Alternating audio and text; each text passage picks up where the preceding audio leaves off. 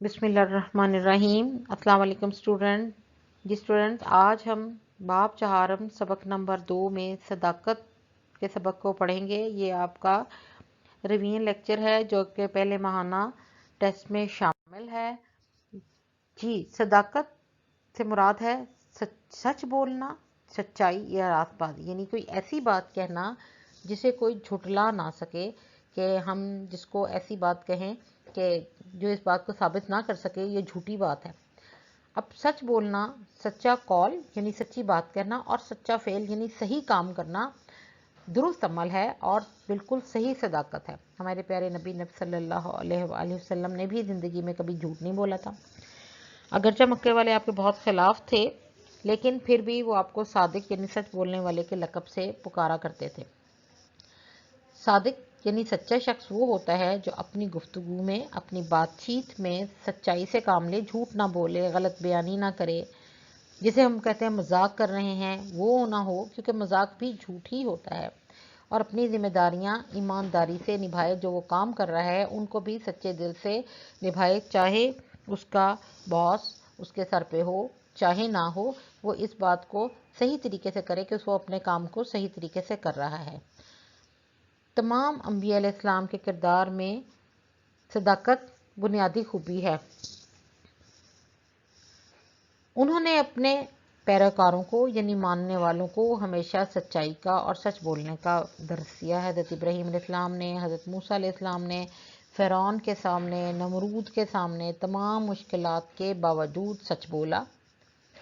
जब हज़रत इब्राहीम अलैहिस्सलाम ने तमाम बुतों को तोड़ दिया तो उन्होंने सच बोला। हज़रत मूसा अलैहिस्सलाम ने फ़िरौन के सामने सच बोला।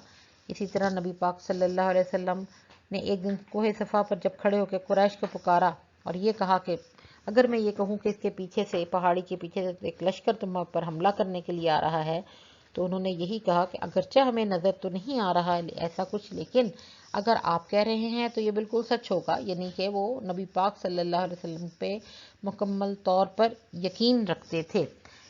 इसी तरह सच जो है वो वक्ती तौर पर तो इंसान परेशान होता है सच बोलते हुए, लेकिन वो बहुत सी बुराइयों से, बहुत से परेशानियों से, बहुत से झूठ से बच जाता है, और उस वक्त जो है वो अपने आप को परेशानी से निकाल लेता है। नबी पाक सल्लल्लाहु अलैहि वसल्लम का इरशाद है कि सच निजात देता है जबकि झूठ हलाक कर देता है। जब हम क्योंकि झूठ बोलते हैं तो फिर एक झूठ के पीछे हमें कई और झूठ बोलने पड़ते हैं, और यूं हम झूठ बोलते ही चले जाते हैं, और आहिस्ता आहिस्ता हमें झूठ बोलने की आदत भी बहुत ज़्यादा फिर हो जाती है, जो कि हमारे लिए अच्छा नहीं होता, और नामा अमाल में भी झूठ जो है वो लिख दिया जाता है। लिहाजा सच्चाई, सदाकत जो है वो मोमिन की सिफ़त है, क्योंकि मोमिन जो है वो झूठ नहीं बोलता है, बहुत सी परेशानियों से बच जाता है। नबी पाक सल्लल्लाहु अलैहि वसल्लम ने भी यही कहा फरमाया है कि ना तो मोमिन झूठ बोलता है, ना ही वो अमानत में ख़यानत करता है। सदाकत अल्लाह ताला की सिफ़त है, और इंसान को भी अल्लाह ताला ने बतौर इबादत बनाकर इस सिफ़त पर अमल करने के लिए कहा है